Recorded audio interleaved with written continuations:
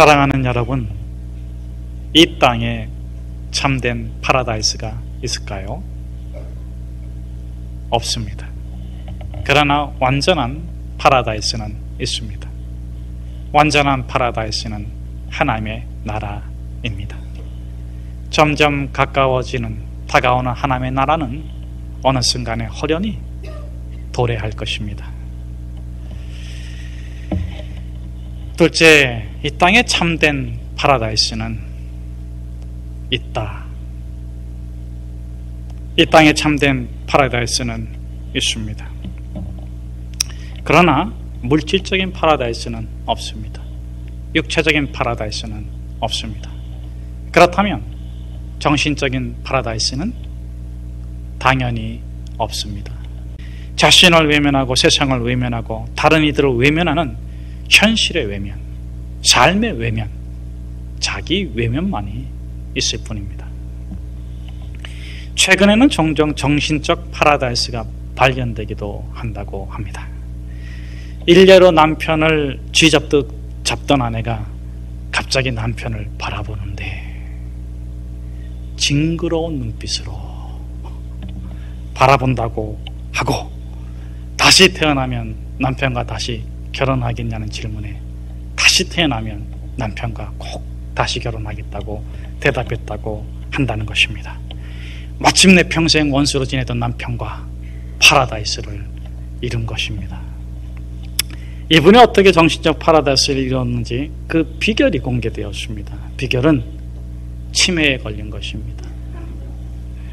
싸우고 다투고 괴롭던 상처, 허탕이 다 지워지고 나니까 파라다이스입니다. 이렇게 치매에 걸려서라도 파라다이스에 이를 수 있다면, 열반에 이를 수 있다면 얼마나 좋겠습니까? 그러나 이 세상에 정신적 파라다이스는 없습니다. 치매에 걸린 아내, 치매에 걸린 남편, 치매에 걸린 가족 때문에 그 주변의 사람들이 얼마나 정신적 고통에 시달립니까? 자기 혼자 편하게 살겠다고 산속에 들어가고 가족을 버리고, 자기 혼자 편하겠다고 현실을 외면하고, 자기 혼자 편하겠다고 세상을 등진, 남이야 살든지 죽든지 말든지 상관하지 않는 수행자들에게 혹자는 이렇게 질타합니다. 수행자가 되지 말고 생산자가 되십시오. 당신의 평안함으로 다른 이가 평화를 누려야 합니다. 당신의 기쁨이 다른 이의 행복이어야 합니다. 당신의 축복이 다른 이와 함께 나누는 축제가 되어야 합니다. 당신의 슬픔은 위로이고 당신의 고통은 우리가 함께하는 기도가 될 것입니다. 우리의 죽음조차도 삶을 새롭게 하는 생명입니다. 수행자가 생산자의 참모습을 예수님께서 잘 보여주셨습니다. 예수님은 하늘보좌를 버리고 인간으로 오셨습니다. 인간의 모든 죄를 용서하기 위함입니다. 예수님은 십자가까지 수행하셨습니다. 그 용서의 결과는 무엇입니까? 의인일까요? 안타깝게도 예수님은 죄인이 되셨습니다. 용서하면 죄인의 십자가를 집니다. 죄인으로 재판받고 죄인으로 채찍에 맞고 죄의 십자가에 달려 죽임을 당하기도 합니다. 예수님은 그렇게 십자가의 죽음을 기뻐하십니다.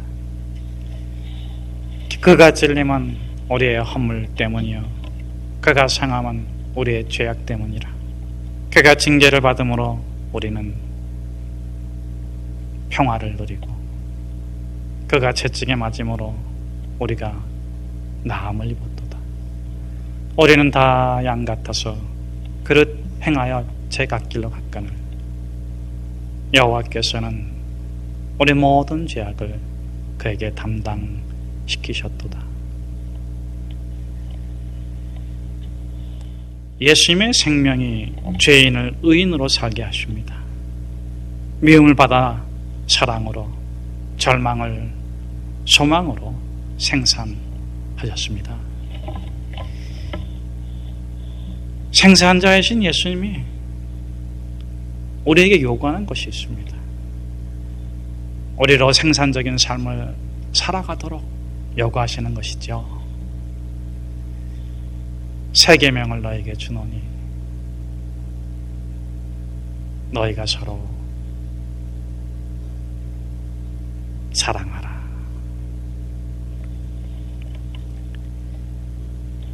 새 계명이 무엇입니까? 사랑. 그래요.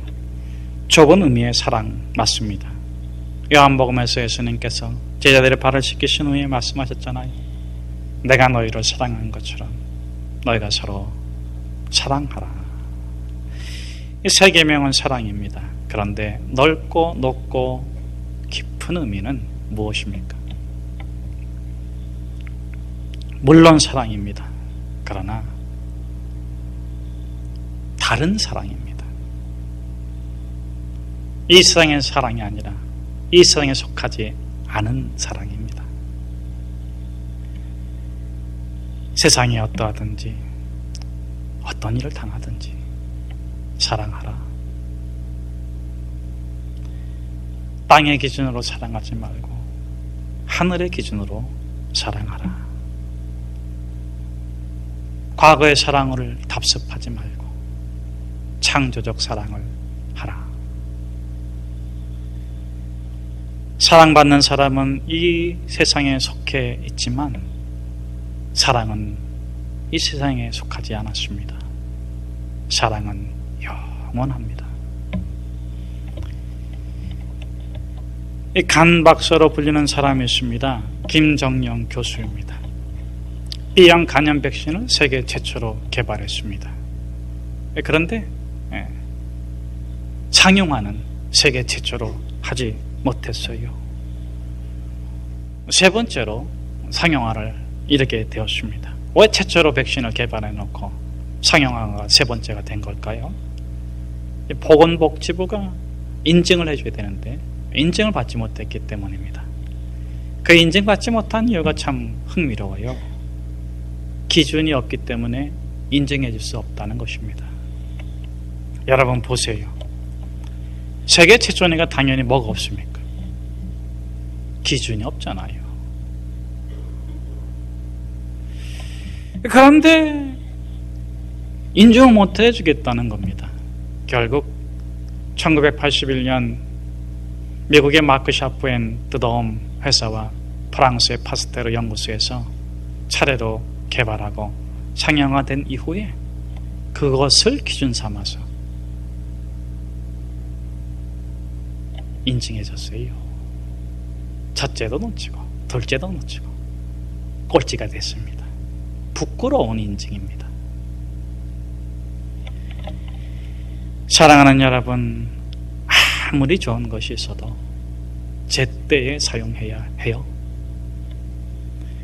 때를 놓치면 무슨 소용이 있겠습니까? 사랑이 그렇습니다.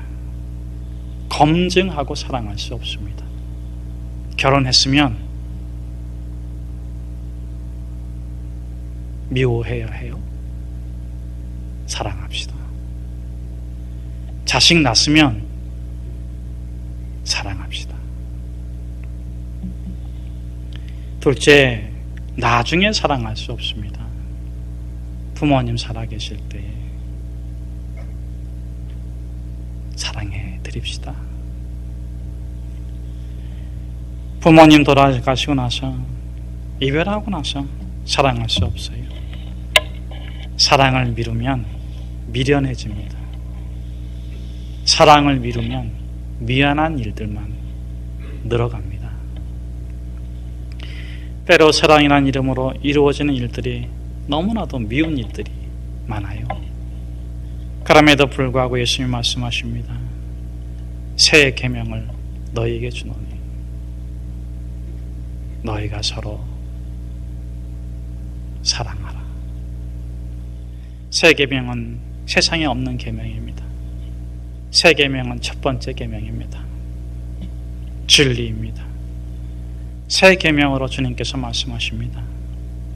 내가 너희를 사랑한 것처럼 너희가 사랑으로 살아가라. 사랑으로 자신을 다 내어주신 예수님은 불안했을까요? 불편했을까요? 불행했겠습니까?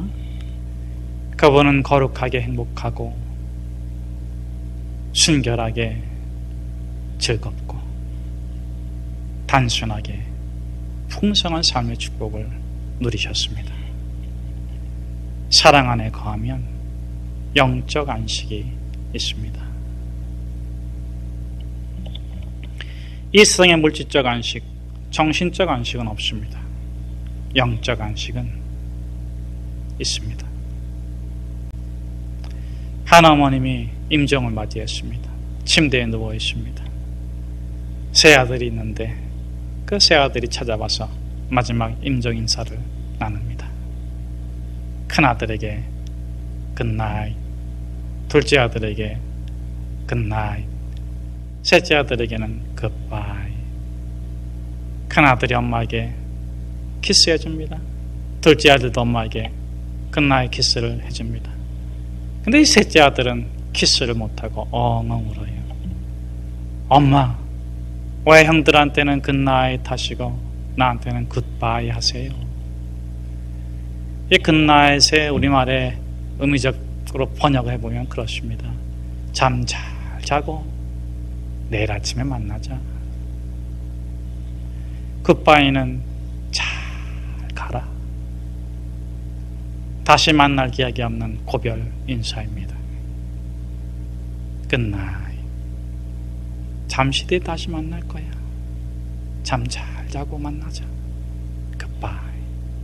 잘 가라. 잘 가라. 이 셋째 아들이 엉엉 울면서 엄마에게 물어보니까 엄마가 셋째 아들을 꼭 붙잡습니다. 그리고 얘기해 줍니다. 얘야, 형들은 믿음을 잘 지켰으니 내가 천국 가면 기다리고 있으면 만난다. 너는 믿음을 버렸으니 기약이 없구나.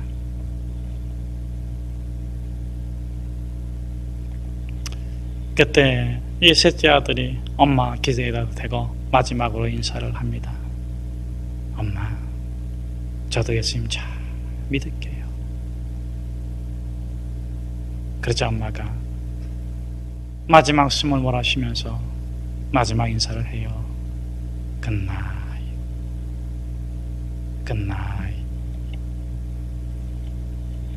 오늘 본문은 이 안식에로 우리를 초대합니다. 진리의 안식으로 들어오라. 우리 15절에서 19절의 말씀을 같이 한번 함께 읽겠습니다. 성경에 일러스되 오늘 너희가 그의 음성을 듣거든 격노하게 하시던 것 같이 너희 마음을 완고하게 하지 말라 하였으니 듣고 격노하게 하던 자가 누구냐? 모세를 따라 애굽에서 나온 모든 사람이 아니냐? 또 하나님이 40년 동안 누구에게 노하셨느냐? 그들의 시체가 광야에 엎드러진 범죄한 자들에게가 아니냐? 또 하나님이 누구에게 맹세하사 그의 안식에 들어오지 못하리라 하셨느냐? 곧 순종하지 아니하던 자들이 아니냐? 이로 보건대 그들이 믿지 아니함으로 능히 들어가지 못한 것이라. 성 어거스틴은 내 영혼이 하나님 품에 이르기까지 내게 안식이 없습니다. 하나님 품 안에서만이 내 영혼이 편안히 쉴 수 있습니다. 그렇게 말을 했습니다. 그런데 안타깝게도 우리는 하나님을 볼 수도 없고 만질 수도 없습니다. 그러나 하나님은 사랑이십니다. 비록 삶이 고달프고 괴로울지라도 십자가 사랑 안에 거하면 하나님 품 안에 거하게 됩니다. 이스라엘 사람들이 애굽에서 출애굽을 했어요. 가나안 땅을 향해 갑니다. 고통을 위함입니까? 비극을 위한 것입니까? 불행하게 살려고, 아기다툼하려고 그 애굽에서 나왔습니까? 안식에 이르기 위함입니다. 자유가 없는 땅이 아니라, 폭력에 지배받는 땅이 아니라, 차별받는 땅이 아니라,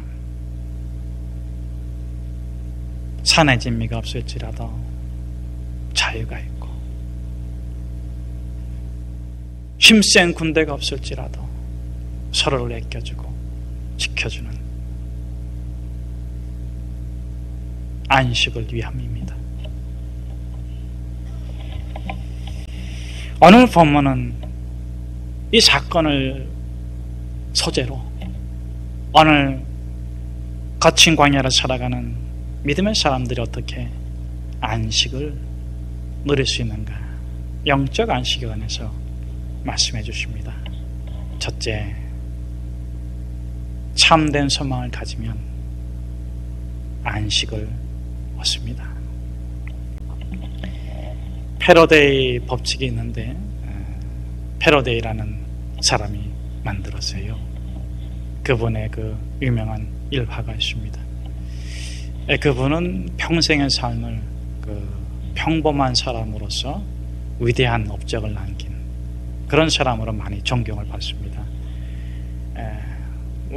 영국 왕립 그 과학자 협회에서 회장직을 제안했는데, 세계에서는 그 계통에서는 최고의 자리인데 그분이 정중히 거절을 해요. 저는 그저 평범한 토마스 패러다이로서 그냥 살겠습니다. 그리고 연구 업적에 전념하는 모습을 보고, 그분은 존경을 많이 받은 분인데, 얼마나 열심히 연구를 했는지 한 번은 열심히 연구하고 있는데 엄마가 들어왔어요. 아기를 이렇게 얼르면서 들어와가지고, 야, 너는 그걸 어디다 쓰려고 그렇게 그냥 그렇게 연구하냐? 애지중지하면서 그렇게 연구하냐? 그랬더니 패러데이가 이제 엄마한테 대답을 해줘야 되는데, 엄마를 가만히 보다가 이래요. 엄마는 그 얘기를 어디다 쓰려고 그렇게 그 애기를 어디다 쓰려고 그렇게 소중하게 키우세요? 그랬더니 엄마가 웃으면서 다 이해했다 그러답니다. 자, 여기서 이제 이해하신 분은 손 내리시고 여러분, 아기를 키울 때 기저귀 갈아주고 밥 먹여주고 치닥거리 해주면서 분노하십니까? 솔직히 얘기하세요. 많이 엉덩이 때렸다고. 그럼에도 불구하고 마음이 평안한 것은 참된 소망. 이 아이가 자라나면 기저귀도 떼고 스스로 밥도 먹고 일도 하고. 사랑하는 여러분, 아기가 자라나듯이 저와 여러분은 반드시 죽게 되어 있습니다.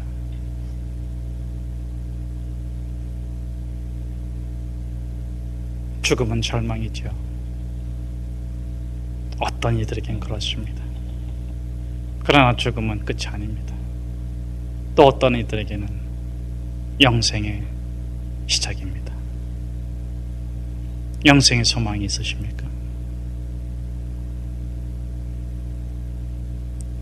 그 소망이 당신을 참된 안식 가운데 거하게 할 것입니다.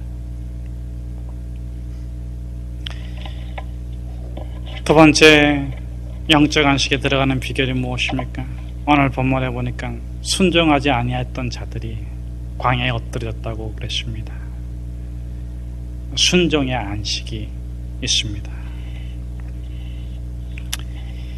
이 지옥에 달린 연필을 누가 만들었는지 여러분 아십니까? 가난한 화가 지망생이 있었습니다. 정말 못 빠지게 가난했어요. 가난할 때는 정말 연필 한 자를 사는 게 얼마나 어렵습니까? 가끔 가다가 여러분의 자제분들을 저 제3세계 필리핀 쓰레기 마을 이런 데다 좀 보내세요.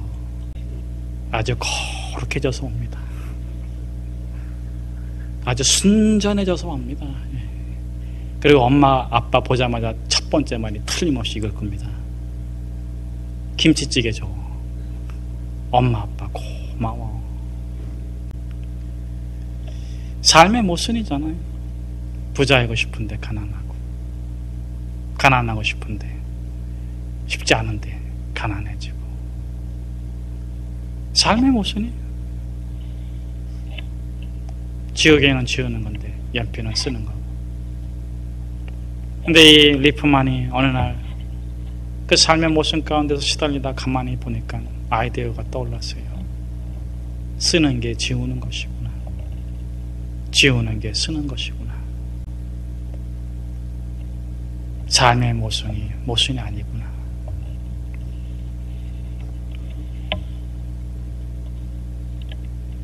지우개 달린 연필을 만들었어요. 순종의 안식이란 무엇입니까? 모순의 삶. 거부하면 괴롭기만 합니다. 다 알 수 없어도, 다 이해할 수 없어도 이해하기로, 알아가기로 결정하고 받아들이면 모순이 합해서